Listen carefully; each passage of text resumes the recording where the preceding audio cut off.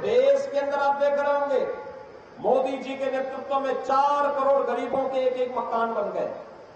और मोदी जी ने घोषणा की है 4 जून को जब फिर एक बार मोदी सरकार बनेगी, बचे हुए जितने भी गरीब हैं, जिनके पास कच्चा मकान है, जिनके पास झोपड़ी है, इन लोगों को भी एक एक आवास उपलब्ध करवाने का काम करेंगे।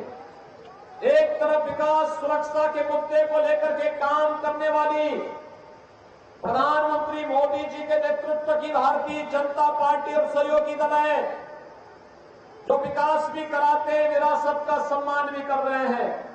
और दूसरी ओर कांग्रेस और समाजवादी पार्टी, आरजेडी, टीएमसी, ये सभी दल हैं, इनकी हालत देखो। टीएमसी बंगाल के अंदर वहां के साधु संतों को धमकी दे रही है, कह रही है कि तुम धर्म की बात क्यों करते हो। अबे हमारे साधु संत धर्म की बात नहीं करेंगे तो किसकी बात करेंगे? लेकिन वहां धमकी दी जा रही है। ये तो संस्कार है इन लोगों के। और यही नहीं, इनका घोषणा पत्र अगर आप पढ़ेंगे, आप भी सोचेंगे कि ये लोग तो देश के खिलाफ गद्दारी कर रहे हैं। कांग्रेस का घोषणा पत्र क्या कहता है? वो कहता है सत्ता में आएंगे तो मुसलमानों को आरक्षण देंगे। ये आरक्षण कहां से देंगे? एससी, एसटी और ओबीसी का काट करके ये लोग मुसलमानों को देना चाहते हैं। क्या आप इसको स्वीकार करेंगे क्या? अरे बाबा साहब भीमराव अंबेडकर ने कहा था कि धर्म के आधार पर आरक्षण नहीं हो सकता, क्योंकि देश का विभाजन धर्म के आधार पर हुआ था। लेकिन ये लोग फिर से धर्म के आधार पर आरक्षण करने की बात कर रहे हैं। बहनों और भाइयों, इसको स्वीकार नहीं किया जाना चाहिए। भारतीय जनता पार्टी ने मोदी जी के नेतृत्व में इस बारे में घोषणा की है कि बीजेपी किसी भी हाल में धर्म के आधार पर देश के अंदर आरक्षण नहीं होने देगी। आरक्षण का आधार अनुसूचित जाति, जनजाति और पिछड़ी जाति ही होगा।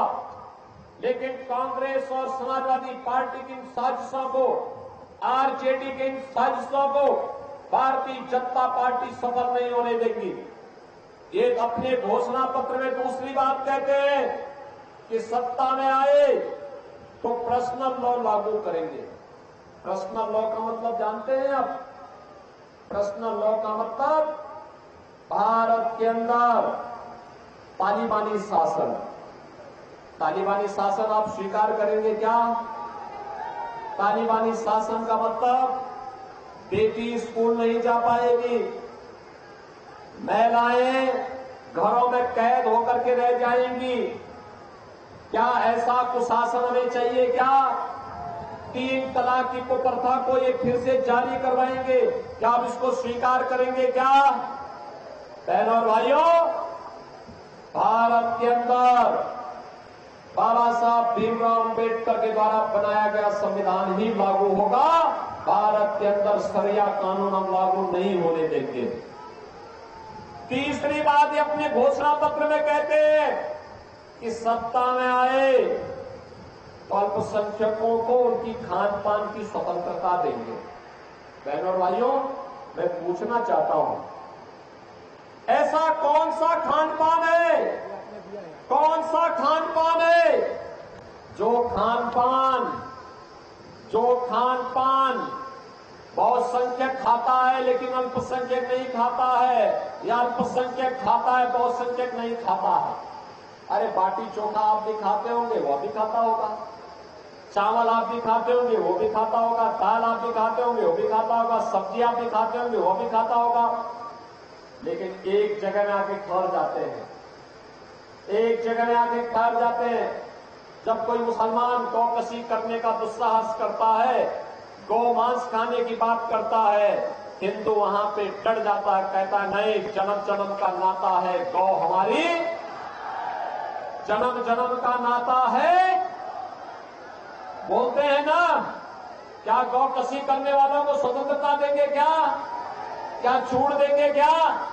अरे राम जन्मभूमि को मंदिर निर्माण का जो पुण्य आपके साथ जुड़ा हुआ है, वह पाप में बदल जाएगा। पाप में ये पाप मत करना। आप मानते हैं ना इस चीज को? आप मानते हैं ना इस बात को? और इसीलिए बहनों और भाइयों में आया हूं, ये बैरिया और बलिया विकास के लिए नहीं तरसता, विकास के लिए नहीं तरसता है। विकास के कार्यों को जितना तेजी के साथ आगे बढ़ाने का काम हो रहा है, मैं उसी के लिए आपके पास आया हूं।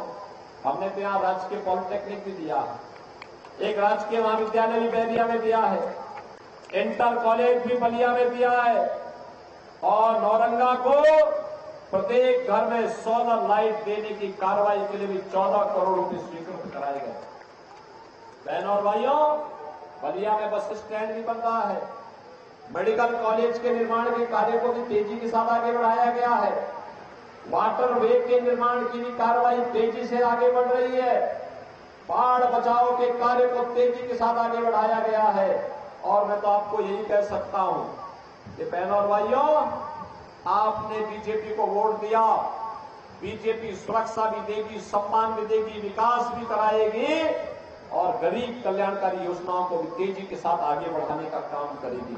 और इसीलिए आज मैं आपके पास आया हूं। यहां पर भारतीय जनता पार्टी ने सरदेव चंद्रशेखर जी की विरासत को आगे बढ़ाने के लिए श्री नीरज शेखर को अपना प्रत्याशी बना करके आपके बीच उतारा है। बलिया की सीट में जीतने का मतलब 4 जून को 400 पार के लक्ष्य को हम प्राप्त करेंगे। आप सहमत हैं? क्या बलिया सहमत है? बैरिया सहमत है? अरे थोड़ा बलिया की तरह बोलो भाई, क्या मैं कर रहा हूं, थोड़ा तेजी से बोलो, बलिया की आवाज में बोलो। सहमत हो ना? सब सहमत हो?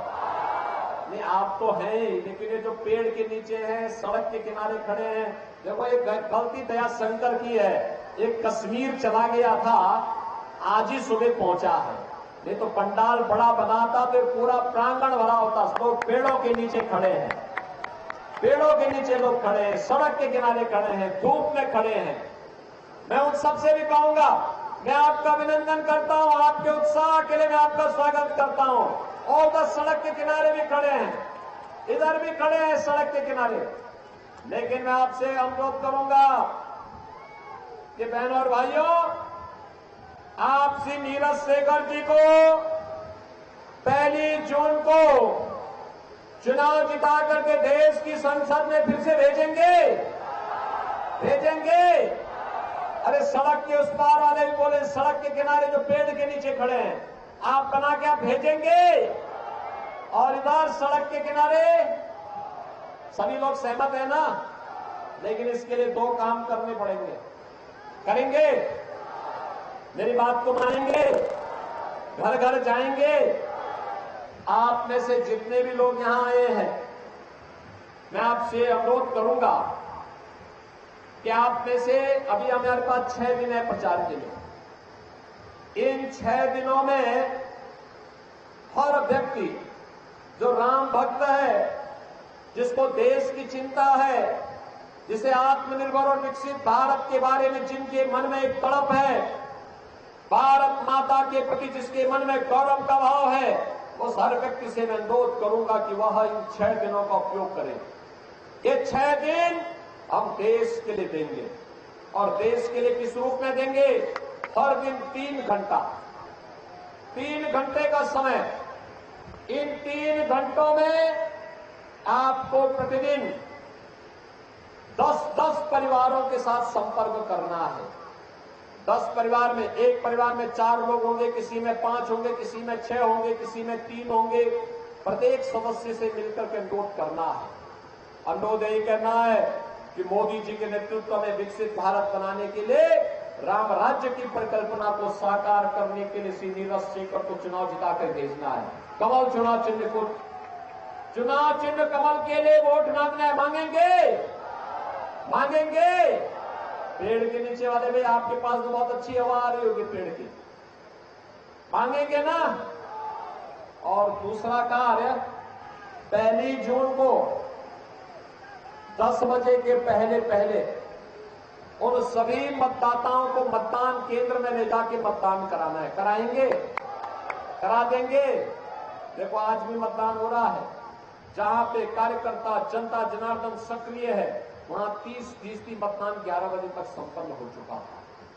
30% मतदान, यानी अगर शाम तक एक मतदान का क्रम चलेगा तो 70% तक पहुंच जाएगा, तेजी के साथ आगे बढ़ जाएगा। और इसीलिए आपको बलिया के अंदर में रिकॉर्ड मात्रा में मतदान करना। करेंगे ना? तो मेरे साथ बोलेंगे दोनों हाथ ला करके, जहां तक मेरी आवाज जा रही है दोनों हाथ लाइए। सड़क वाले, सड़क के किनारे वाले भी दोनों हाथ ला करके बोलो। सभी लोग बोलेंगे भारत माता की जय, भारत माता की जय, भारत माता की जय, जय श्री राम, जय श्री राम, जय जय श्री राम, जय जय श्री राम। से मुख्यमंत्री योगी आदित्यनाथ को आप सुन रहे थे। आपको बता दें कि छठे चरण के बाद अब 7वें चरण